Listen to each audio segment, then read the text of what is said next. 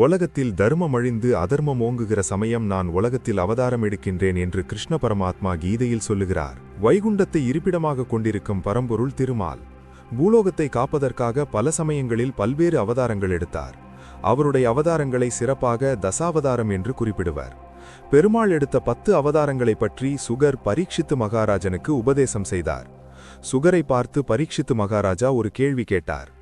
ரிஷிவேந்தே, எதற்காக ஹரிபகவான் ஒரு சாதாரண கர்மவசியனான புருஷனைப் போல உலகத்தாரால் நிந்திக்கப்படக்கூடியதாகவும் தாமச பிரகிருதியாகவும் சகிக்கக்கூடாததாகவும் இருக்கிற மச்சரூபம் தாங்கி அவதாரம் செய்தார்? அதற்கு சுகபிரம்மர், மகாவிஷ்ணு எடுத்த முதல் அவதாரம் இது. மச்சாவதாரத்தை மத்ஸ்யாவதாரம் என்றும் கூறுவார்கள். இந்த அவதாரம் வேதங்களை அபகரித்து கொண்டு போய் கடலில் ஒளித்து வைத்த சோமுகாசுரனை கொன்றது, வேதங்களை மீட்டது. இந்த அவதாரத்திலேயே மகா பிரளயம் வர 7வது மனுவும் சப்தரிஷிகளும் மீனுரு கொண்டு தம் உயிர் பிழைத்திருக்க மற்ற எல்லா உலகங்களும் அழிந்து ஒழிந்தன.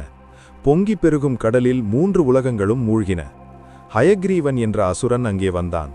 அவனுக்கு கழுத்திற்கு மேல் குதிரை உருவம், அதனால் அப்பெயர் அவனுக்கு வந்தது. பிரம்மா சோர்ந்து தூங்கும்போது அவர் வாயிலிருந்து வேதங்கள் தாமே வெளிவந்து கொண்டிருந்தன. இதை பார்த்த ஹயக்ரீவன் தனது யோக சித்தியினால் அந்த வேதங்களை திருடிக் கொண்டு போய்விட்டான். பிறகு அதை ஒளித்து மறைத்து விட்டான். வேதங்கள் இருந்தாலன்றி பிரம்ம சிருஷ்டி இயங்காது. உலகத்தில் அறம் ஒழுங்காக நிறைவேற வேதத்தின் துணை அவசியம். எனவே ஹயக்ரீவனால் திருடி மறைக்கப்பட்ட வேதங்களை மீட்பதற்காக பரந்தாமன் மீனாக அவதரித்தான். ஸ்ரீமன் நாராயணன் எடுத்த மத்ஸ்யாவதாரத்தில் சத்யவிரதன் என்ற பெயருடைய ராஜரிஷி இருந்தான். அவன் நாராயணன் மீது அளவிலா பக்தி கொண்டவன். அந்த ஹரிபக்தன் வேறு உணவு எதுவும் அருந்தாமல் தண்ணீரை மட்டும் உட்கொண்டு ஒரு நோன்பு நோற்று வந்தான். இப்போது நடக்கும் கல்பத்தில் மனுவாக விளங்கும் விவஸ்வரன் இவனே. அந்த காலத்தில் திராவிட திருநாட்டின் தேசாதிபதியாக இருந்தான். அவன் ஒரு நாள் கிருத்தமாலா என்ற ஆற்றங்கரையில் அமர்ந்து தன் மூதாதையர்களுக்கு தண்ணீர் இறைத்து அர்க்கியம் கொடுத்து கொண்டிருந்தான். அர்க்கியம் செய்யும் பொழுது 2 கைகளிலும் தண்ணீரை எடுத்தான். அங்கே கைக்குள் தேங்கிய நீரில் ஒரு குஞ்சு மீன் அழகுற நீந்தி கிடப்பதை பார்த்தான். பேரழகுமிக்க அந்த மீன் பேசியது. ராஜனே, என்னை மீண்டும் தண்ணீரில் தள்ளிவிடாதீர்கள்.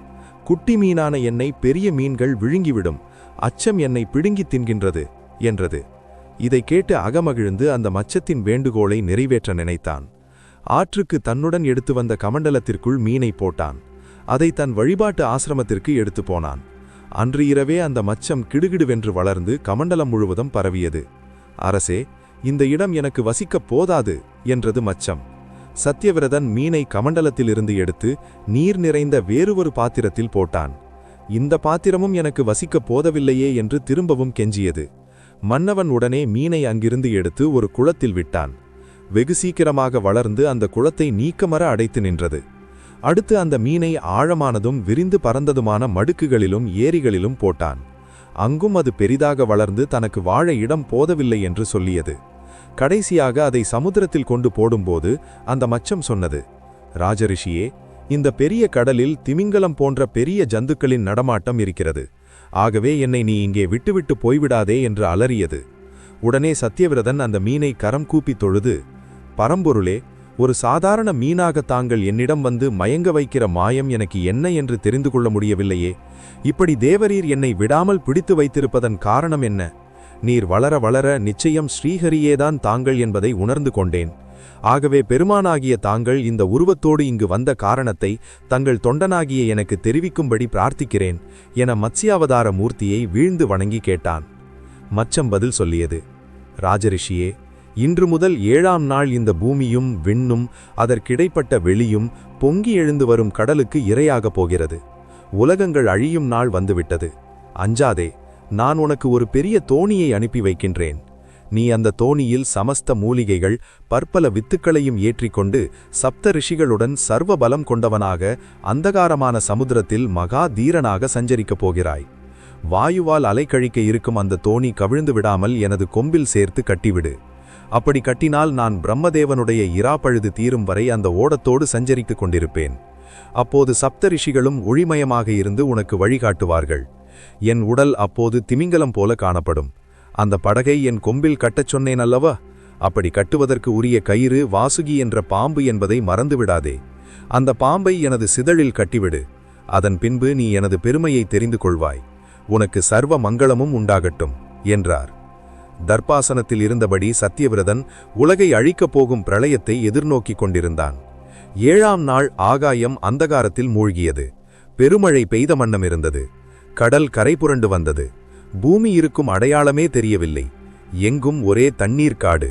அந்த பொங்கும் நீர்ச்சுழிகளின் ஊடே பரந்தாமன் தங்க திமிங்கல தோற்றத்துடன் காணப்பட்டார். தகத்தகாயமாக ஜுவலித்த அவர் உடம்பில் கொம்பு போல் ஒன்று நீண்டிருந்தது. சத்தியவிரதன் அப்போது சப்த ரிஷிகளுடன் மூலிகை விதைகள் சகிதம் ஏறியிருந்த ஓடத்தை பகவான் கூறியபடி அவரை தியானம் செய்தபடியே தங்க திமிங்கல கொம்பில் கட்டினான். அந்த அபூர்வ மச்சம் இவர்கள் ஏறிய படகை பற்றி இழுத்துக்கொண்டு வெள்ளத்தின் மத்தியில் பயமோ ஆபாயமோ இன்றி அலைந்து கொண்டிருந்தது. அந்த சமயம் பரந்தாமன் ராஜரிஷி சத்தியவிரதத்துக்கு மத்ஸ்யாவதார புராணத்தை உபதேசம் செய்தார். பிரம்மதேசன் நித்திரை காலம் முடிந்தது. உலகத்தை கவ்வியிருந்த அந்தகாரம் விலகி ஊடே ஊடே ஒளிப்படலங்கள் விரிசலிட்டன. ஓயாது பெய்த மழையும் நின்றது. பல்கிய உலகில் பொங்கி பெருகிய தண்ணீர் வடிய ஆரம்பிட்டது. மச்சமூர்த்தி ஓடத்தை கரை சேர்த்தார். சத்தியவிரதன் அந்நேரம் பிரம்மனை குறித்து பிரார்த்தனை செய்தான். நித்திரையிலிருந்து மீண்ட பிரம்மதேவன் அவன் முன்பு பிரத்யட்சமானார். மீண்டும் அவர் தம் சிருஷ்டியை தொடங்க நினைத்த போதுதான் வேதங்கள் மறைந்த விபரம் அவருக்கு தெரிந்தது. பிரம்மதேவர் ஸ்ரீஹரியை நோக்கி தியானம் செய்தார். அது சமயம் மச்சமூர்த்தியாக இருந்த பகவான் வேதங்களை ஹயக்ரீவன் ஒளித்து வைத்திருப்பதை அறிந்து வெள்ளத்திற்குள் புகுந்து போனார். ஹயக்ரீவனை வெள்ளத்தில் கண்டு அவனுடன் போர் புரிந்தார். வேதங்களை மீண்டும் பிரம்மதேவரிடம் கொடுத்தார். மறுபடியும் சிருஷ்டியை தொடங்கபடி சொன்னார். இப்படியாகப்பட்ட கல்பத்தில் சத்தியவிரதன் வைவசத மனு என்ற பெயருடன் ராஜ்ய பரிபாலனை செய்து வரலானான்.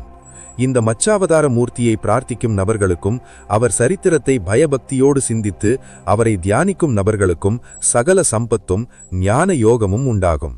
மேலும் இது போன்ற சுவாரஸ்யமான வீடியோக்களுக்கு வீடியோவை லைக் பண்ணுங்க, ஷேர் பண்ணுங்க மற்றும் சுவாரஸ்யமான வீடியோக்களுக்கு சப்ஸ்கிரைப் பண்ணுங்க.